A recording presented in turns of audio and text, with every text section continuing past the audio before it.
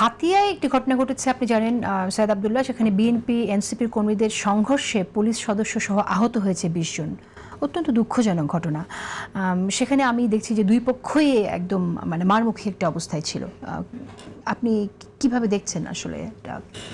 ব্যাপারটা কি, আমি যে কোনো জায়গায় এই ধরনের মারামারি, হানাহানি এবং নিজস্ব ক্যাপাসিটিতে বল প্রয়োগ করে অমুককে দেখতে হবে, রুখতে হবে, প্রতিরোধ করতে হবে, এইগুলোর বিরোধী মানুষ।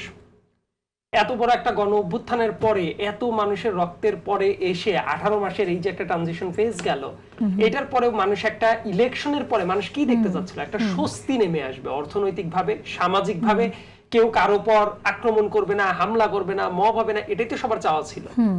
যেমন এই জন্য আমি বলছি হাতিয়ার এই যে এই ঘটনাটা, দেখুন যে রাজনৈতিকভাবে বিএনপি এনসিপি কে দোষারোপ করবে, এনসিপি বিএনপি কে দোষারোপ করবে, বিভিন্ন মানুষের রেষারেষি থাকবে, কিন্তু দিন শেষে ব্যাপারটা তো ঘটেছে।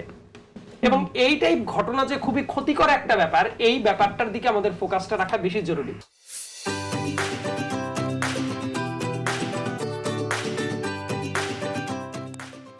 এই হানাহানি হইতে পারে না, এবং এটা দমন করারও কিছু মেকানিজম আছে।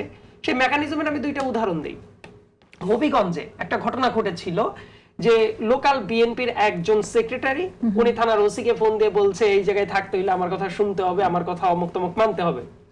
স্টেট ফরওয়ার্ড সরকার থেকে হস্তক্ষেপ করে সেই বিএনপির নেতাকে অ্যারেস্ট করা হয়েছিল।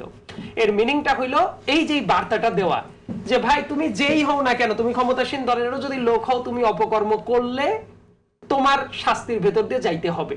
আর একটা ঘটনা ঘটলো বরিশাল বারে, যেটা ওই কোর্টের ভেতরে হুলস্থুল কাণ্ড ঘটায় ফেলা হইলো। তারপর বরিশাল বারের যে সভাপতি, সাধারণত এই পদগুলা কিন্তু খুবই শক্তিশালী পদ থাকে, তাকে কিন্তু অ্যারেস্ট করা হয়েছে। তার মানে ব্যাপারটা হলো, এটা নিয়ে আলাপ আলোচনা থাকতে পারে যে এটা যৌক্তিক কিনা অযৌক্তিক কিনা, কিন্তু আপনি যে শুধুমাত্র দলের পরিচয় আছে জন্যই যাচ্ছে তাই করতে পারেন না, এটা খুব সিগনিফিক্যান্ট একটা ব্যাপার। এবং সামনের দিনের বাংলাদেশের রুল অফ ল দেখতেই হবে। এইটা যদি না হয় তাহলে কিন্তু মানুষের কাছে ইমেজটা খুব ভালো যাবে না। সো অ্যাজ এ পারসন আমার এই এক্সপেকটেশনটা থাকবে এই ধরনের হানাহানি মারামারি যাতে না হয়, এবং যারা এটা করবে ইরেসপেক্টিভ অফ পলিটিক্যাল আইডিওলজি তাদের বিরুদ্ধে ব্যবস্থা নিতেই হবে। এবং এই অ্যাকশনটা নিলেই শুধুমাত্র মানুষ বিশ্বাস করতে পারবে যে না, গভর্নমেন্ট ভিজিল্যান্ট আছে, গভর্নমেন্ট চায় যে এই ব্যাপারগুলো না হোক।